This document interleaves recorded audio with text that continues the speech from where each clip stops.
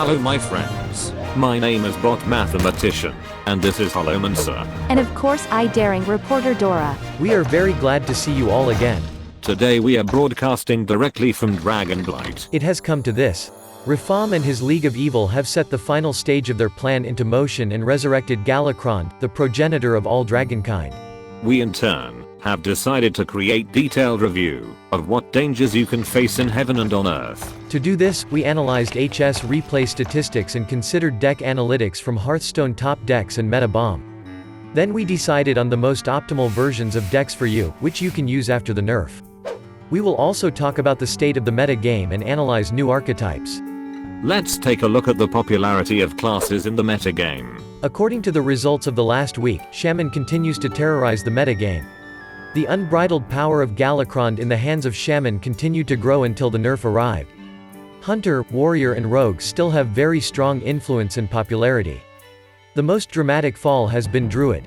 He has fallen from the middle to the bottom of the list. Also, Priest looks doomed. Paladin has become one of the main outsiders in the meta game despite showing good results on the ladder. This surprises us a bit. According to the results from 2019, Paladin is one of the most unpopular classes despite its variety of strategies and efficiency of some of its archetypes. Dear viewers, why you don't like playing Paladin? Let's take a closer look at the Paladin archetypes. As we said, this is the most diverse class around at the moment. Holy Wrath looks pretty strong. In addition, the old version of Warlock Paladin still has a win rate of just over 50%.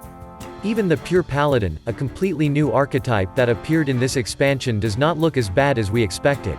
But still the best deck is a new version of Mech Paladin. In general, this is a well-known old version of the deck that has been modified with several new mechs and faceless corruptor. How did the new mechanics affect deck building? Dora, thanks for asking. In short, we got two main concepts in this set: dragons for the League of Explorer and Galakrond for the League of Evil. Unfortunately, dragon decks look too weak, although they are quite fun. Players continue to experiment and seek the best solutions, but so far without success. All archetypes have an average win rate of less than 50%. Some Galakrond decks look pretty strong, especially the Shaman and Rogue ones. In general, the mechanics of invoke cards in Galakronds are very popular. Players have been experimenting with different combinations of cards, so we have a large number of archetypes. Over 40% of decks use these strategies in a meta game, but more than half of this amount was made up of unbalanced shamans. In addition, half of the Galakrond archetypes are not much effective. In other words, we got ineffective main mechanics once again. This is not entirely true. The Shaman got a very effective strategy, but unfortunately this isn't exactly what we were expecting. But don't panic. The balance changes have already arrived. By the way, this is definitely the fastest reaction from the developers in the history of the game. The Shaman received a huge blow on important cards, which in turn will affect his tempo. But despite this, the strength of Shaman's Galakrond remains the strongest. We have fears that these changes will not be enough. The Shaman will definitely lose a lot of influence, but other problems will arise related to the Hunter and Rogue. We believe that this nerf will not be the last. And what do you think? What kind of rating did you give the developers for this card set and for the game balance? Are these changes enough? Zoo Warlock looks like a more balanced Galakrond. Summoning 2/1/1 minions for every invoke is pretty good. It adds a lot of tempo to the board and also opens the deck up to some interesting synergies. But because they don't have rush, it's much slower than Shaman's hero power. The current version of the deck is the best zoo build we have right now, and it is actually pretty decent. Let's talk a little about the other best archetypes. We have prepared the most effective decks for each class.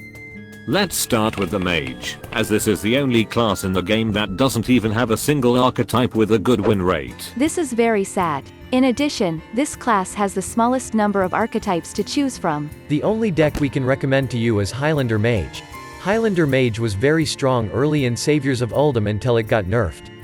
After the release of Descent of Dragons, this deck received support in the form of a package of dragons. The deck has become more challenging and interesting.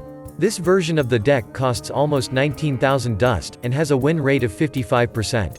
The Druid is also not very diverse. Token, Dragon, Embiggen and Quest Druid is all you can choose from. Although in reality you have no choice at all, since the Quest Druid and the brand new Dragon Druid have too little efficiency in the metagame. All that remains is Token Druid.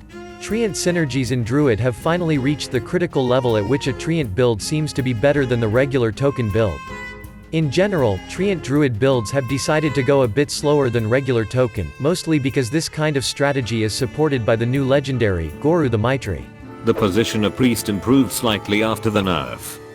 Now he has at least one effective archetype, Quest Resurrect Priest. This deck has only one new card, Breath of the Infinite. The priest has definitely received too little in this expansion. Rogue feels great because they use a variety of strategies, some of which are quite effective. You may be surprised, but the best archetype is not Galakrond Rogue, but Deathrattle Rogue. Although there are two different builds, one runs Galakrond, the Nightmare and a small invoke package, the other doesn't. So far the Galakrond version shows a slightly lower win rate, but things might still change.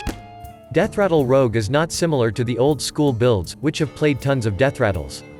The deck revolves around Necrium Apothecary, Necrium Blade and Mechanical Whelps. Other than that, you play like a regular tempo rogue. Let's talk a little about the warrior. Descent of Dragons has brought back pirate decks. The warrior class doesn't have many pirate minions to call its own, but he got Anchar, a new legendary weapon introduced in Descent of Dragons. This weighty anchor draws a pirate from your deck whenever you attack. In addition, this deck has also been gifted Skybarge, a beefier ship's cannon. Slap this on the board before playing a bunch of cheap pirates and it can rattle off a surprising amount of damage. While the new version is not that aggressive, it can still have some amazing openers and kill opponents quite quickly. Another significant advantage of the deck is the cost. If you've been playing for a long time, you definitely already have Leroy and Captain Greenskin in your collection. Immediately after the release of Descent of Dragons, Shaman became the most popular class and continued to build influence until the nerf. Galakrond had a huge influence on the deck building of all archetypes except the classic Murloc Shaman. We ask you to pay attention to Overload Shaman. This archetype has various versions, but we want to show you the version without Galakrond and the Invoke package. This version is the least affected by the nerf. Overload Shaman is a Hearthstone deck that started to make a bit of a comeback in the current meta thanks to the inclusion of some new cards that play specifically into this mechanic. The deck has a 57% win rate. And finally, it's time to talk about Hunter. Despite the fact that the popularity of the Hunter has fallen significantly since the release of the expansion, the Hunter has a wide variety of strategies that are quite effective. The only exception is Dragon Hunter, which has a win rate of just under 50%. Face Hunter is back. With the cards revealed in Descent of Dragons, we've been given a lot more aggressive Hunter cards. This deck does not use legendary cards at all, and this is its main advantage, it only costs 2040 dust. For this price, you get a very easy, effective and fast deck. But on the other hand, this is absolutely not an interesting strategy. So, what conclusions can you draw? We definitely got one of the strongest sets in the game's history. The new cards have narrow applications, and are very fun. Naturally, the new set has become the most influential, along with other sets from this year. But this was not enough for the emergence of effective new archetypes in Shaman Stone, except Galakrond Shaman, which destroyed the meta game and was subsequently nerfed. Another drawback is the small variety. We received the maximum possible number of cards in Standard Mode. A year ago, each class had much more diverse archetypes to choose from. In addition, we received significant support for classic archetypes that were no longer used in the meta game. Another positive point is the cost of decks. Popular decks have become significantly cheaper, so you can be quite competitive without a wide collection of new legendary cards. It is very difficult for us to make an unambiguous conclusion. On the one hand, the developers made a mistake with the power of Galakrond Shaman, but on the other, they responded quickly and tried to fix it. On the one hand, we did not receive enough effective new strategies, but we were given the opportunity to use some classic archetypes. In general, we feel disappointment rather than joy from the current situation. And what are your impressions so far? What do you think of the new decks and archetypes? We created a YouTube poll. Find the button on the screen, please vote and follow the voting results. Alright, that's all for today. Thank you for being with us. And special thanks to Chris for text editing. We will meet in new videos.